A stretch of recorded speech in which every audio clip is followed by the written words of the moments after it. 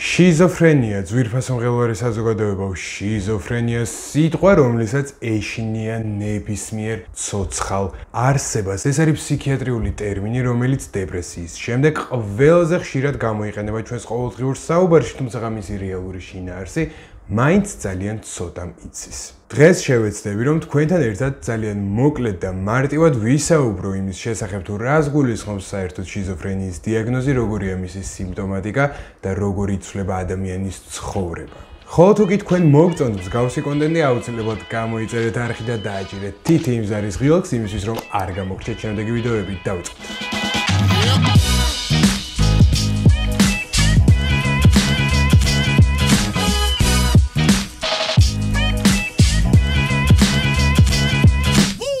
დაახლოებით 1 საუკუნის წინ აღწერილი დაავადება დღემდე რჩება ყველაზე სტიგმატიზირებულ და შეუსწავლელ ნოზოლოგიად. მის გამომწვევ მიზეზებზე დღემდე ძალიან მაღალ ბიუჯეტური და ძალიან ინტენსიური კვლევები მიმდინარეობს, თუმცა დღესდღეობით სამეცნიერო წრეებში ყველაზე გავრცელებული თეორიის მიხედვით ამ დროს ხდება დოფამინის ჭარბის სეკრეცია და შემდგომ მისი აკუმულაცია ნერვულ სინაფსებში და რას ნიშნავს ახლა ეს? ამ დროს ხდება ნივთიერების, რომლის სახელწოდებაც არის დოფამინი, ჭარბი გამოყოფა და მისი დაგროვება ადამიანის თავის ტვინში, რაც შემდგომ უკვე იწვევს მთელ სპექტრს სიმპტომებისა, რომლებიც დამახასიათებელი არის შიზოფრენიისთვის. რეალურად შიზოფრენიით დაავადებული ორი იდენტური პაციენტი ფაქტობრივად არ არსებობს. ჩვენ ვიცით, რომ შიზოფრენიას აქვს ძალიან ძლიერი გავლენა ადამიანის აზროვნებასა და ქცევაზე, თუმცა ჩვენ ვიცით ისიც, მეგობრებო, რომ ყოველი ადამიანი არის უნიკუმი, ხო, განუმეორებელი, ჩვენ გვაქვს ჩვენი რაღაც ინდივიდუალური მახასიათებლები, რომლებიც იცვლება, მაგრამ ის შეცვლილი რაღაცეებიც ერთმანეთისგან განსხვავდება. ნუ რა თქმა უნდა, დაავადების არსებობის შემთხვევაში საბოლოოდ მაინც ყველაფერი ერთიანდება ერთთან რამდენიმე სიმპტომად ან სიმპტომთა ჯგუფად, თუმცა მინდა გითხრათ, რომ შიზოფრენიის кейსები ყველა ცოტ-ცოტა განსხვავდება ერთმანეთისგან და ძალიან საინტერესოა. შიზოფრენიის პირველი ნიშნების გამოტოვება საკმაოდ მარტივი რამ არის ამ ნიშნების პრიმიტიულობისა და მათი შეუმჩნევლობის გამო. უეცარი პიროვნული ცვლილებები, ჭარბი რაოდენობის არასასიამოვნო შინაარსის ფიქრები, ფეთქებადობა, გაღიზიანებადობა და ასე შემდეგ. ეხლა მინდა ძალიან მოკლედ გესაუბროთ სტატისტიკურ მონაცემებზე და გითხრათ, რომ დაავადების გავრცელება შეადგენს მსოფლიო მოსახლეობის 1%-ს. თუმცა ერთიანი სიტყვიერი სიმცირე ნუ დაგაბნევთ, მეგობრებო, საუბარი არის 8 მილიარდის 1%-ზე, რა ძალიან დიდი რაოდენობაა. კაცებში შიზოფრენია ცოტა უფრო ადრე იჩენს თავს, დაახლოებით 18-24 წლის ასაკში, ხოლო ქალებში 23-28. ეს ციფრები, რა თქმა უნდა, პირობითია, ყველა ლიტერატურულ წყაროში თითქმის ცოტა განსხვავებულია, თუმცა თავარი არსი არის იმაში, რომ კაცებში დებიუტი დგება უფრო ადრეულ ასაკში. თუმცა უნდა გავითვალისწინოთ, რომ ეს არის უბრალოდ სტატისტიკა, მეგობრებო, და შეიძლება 28 წლის ასაკში კაცის შემთხვევაშიც იყოს შიზოფრენიის დებიუტი. როგორც წესი, პაციენტები დიაგნოსტირდებიან პირველი გამწვავების, პირველი ფსიქოზური ეპიზოდის დროს, რომელიც წვევს ძალიან დიდ შიშსა და ღელვას ოჯახის წევრებში. სიმპტომებს რაც შეეხება, შიზოფრენიის სიმპტომების კლასიფიკაციის ძალიან ბევრი ხერხი არსებობს, თუმცა ყველაზე გავრცელებული არის მათი დაყოფა პოზიტიურ და ნეგატიურ სიმპტომებად. ამ შემთხვევაში პოზიტიური სიმპტომატიკა, ანუ იგივე პლუს სიმპტომატიკა არ გულისხმობს, რა თქმა უნდა, რაიმე კარგს და დადებითს, ის მოიცავს ისეთ კომპონენტებს, რომლებიც ადრე არ იყო ადამიანის ფსიქიკაში და გაჩნდა.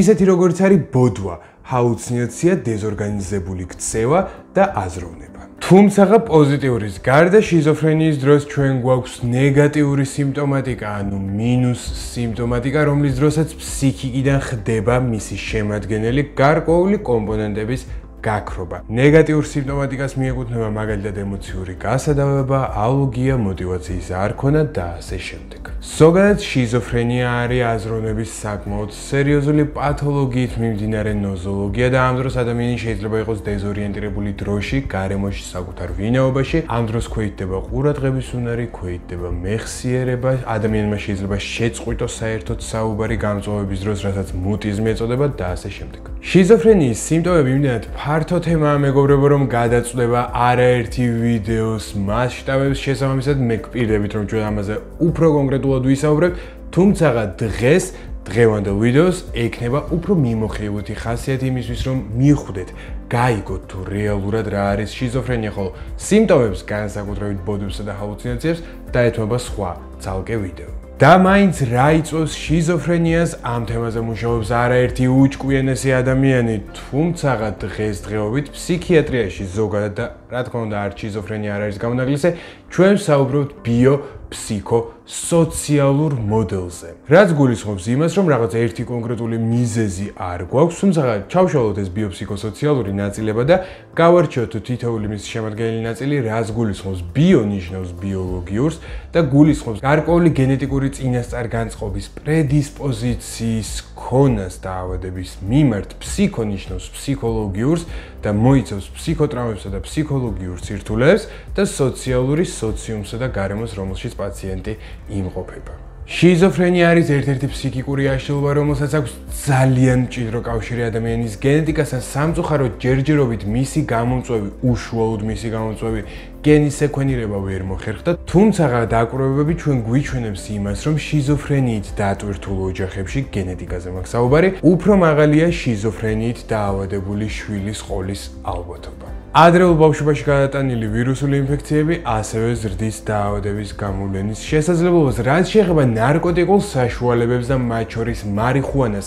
ამ ტაქსონსაც მიუძღვის საკმაოდ დიდი ადგილი რისკ ფაქტორებთან სიაში, გარკვეული გენეტიკური პრედისპოზიციის მქონე პაციენტებში, მაგრამ ამ თემას მე შეგნებულად არ უღრმავდები, იმიტომ რომ მოგვიანებით ჩვენ გვექნება ცალკე ვიდეო მეგობრებო მარიხუანას შესახებ და ვისაუბრებ თუ რეალურად რა გავლენა აქვს მას ადამიანის ფსიქიკაზე და რა არის მისი მოხმარების შედეგები და თუ კი თქვენ გაინტერესებთ ეს თემა და არ გინდათ რომ გამოგჩნდეთ, გამოიწერეთ არხი და დააჭირეთ თითიმზარის ღილაკს.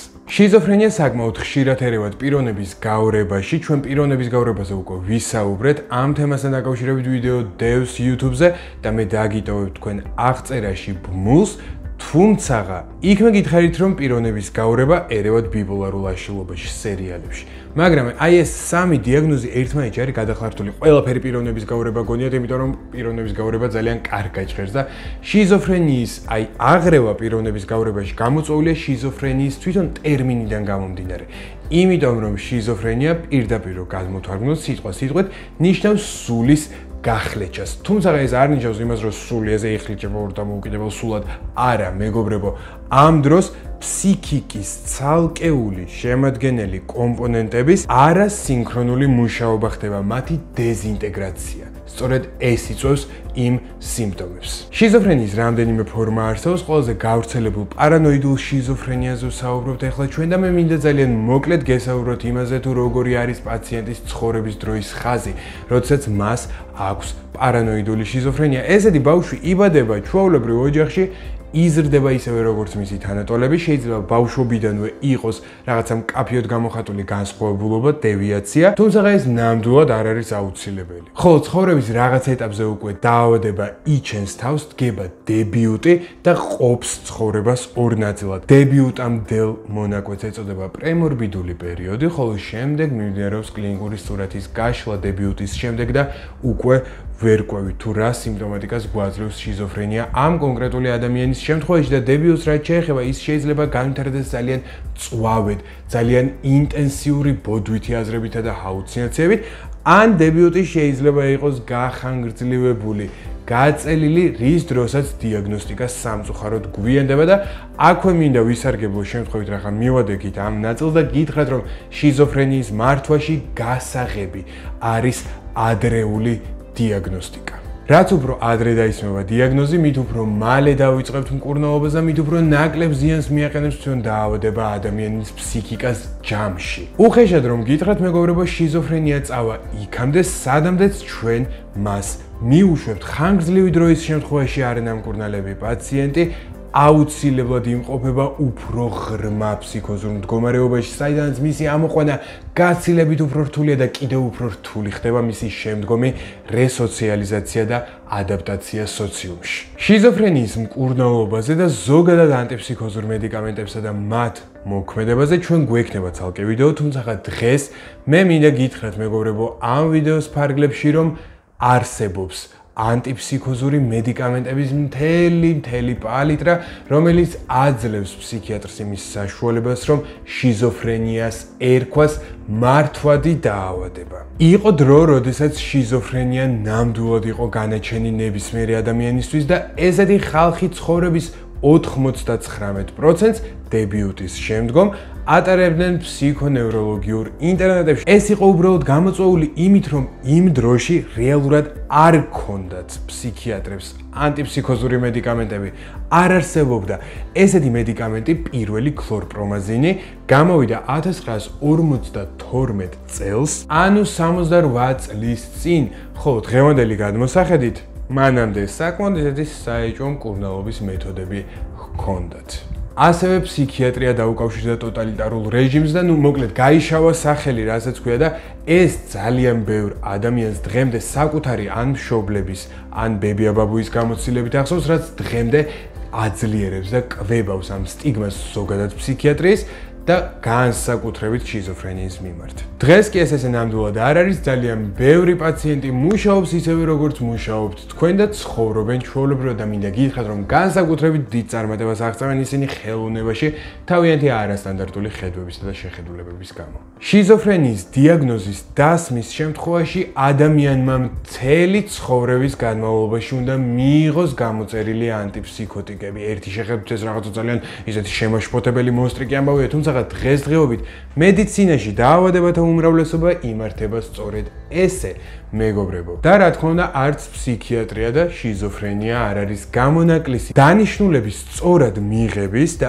ექიმთან მჭიდრო კონტაქტის შემთხვევაში ესეთი პაციენტები წლების განმავლობაში არ საჭიროებენ სტაციონირებას გამწვავების გამო, ანუ არ წვევიან ფსიქიატრიულ საავადმყოფოებში. და ეს არის, რა თქმა უნდა, პირველ რიგში თვითონ პაციენტის, მისი ოჯახის წევრების, ახლობლების და ექიმების შეკავშირებული სინქრონული წარმატებული მუშაობის შედეგი. შეიძლება თუ არა რომ შიზოფრენიით დაავადებული ადამიანი გამწვავდეს, რა თქმა უნდა შეიძლება ეს ყოველთვის არის მოსალოდნელი, შეიძლება ჩვეულებრივ ჯანმრთელ ადამიანს დაეწყოს რეაქტიული ფსიქოზი, ამისგან დასხეული არავის არავინ არ არის. შეიძლება თუ არა რომ შიზოფრენიით დაავადებული ადამიანი იყოს საშიში სოციუმისთვის, რა თქმა უნდა კი.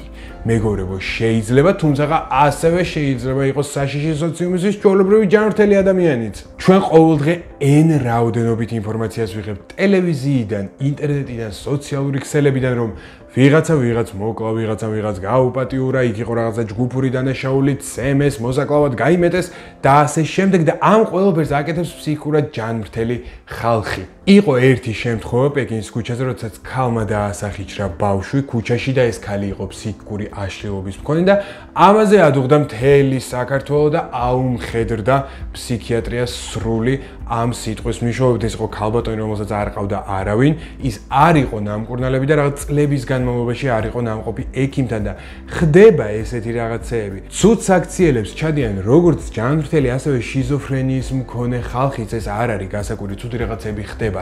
ესე არის მოწყობილი მსოფლიო. იმედი მაქვს, რომ არასდროს არ გამიგებთ, მეგობრებო, იმ ქალბატონს ნამდვილად არ ვამართლებთ. სტატისტიკურად შიზოფრენიის დიაგნოზის მქონე ხალხი აგრესიის, აი სერიოზული აგრესიისა და კონფლიქტის წყარო ხდება იგივე პროცენტული მაჩვენებლით, როგორც ჩვეულებრივი ჯანმრთელი ადამიანი. სამაგიეროდ საკუთარი დიაგნოზის გამო ისინი 1000-ჯერ უფრო ხშირად ხდებიან აგრესიის მსხვერპლი. მოკლედ, გონი საკმაოდ დიდი ვიდეო გამოვიდა, მეგობრებო, ძალიან დიდი მადლობა იმისთვის, რომ თქვენ უყურეთ ბოლომდე და მოხვედით აქამდე, თუმცა მე მინდა რომ დაიმახსოვროთ თქვენ ორად ორი რამ. პირველი, შიზოფრენია არ არის განაჩენი და მეორე, ადრეული დიაგნოსტიკა არის ყველაზე მნიშვნელოვანი.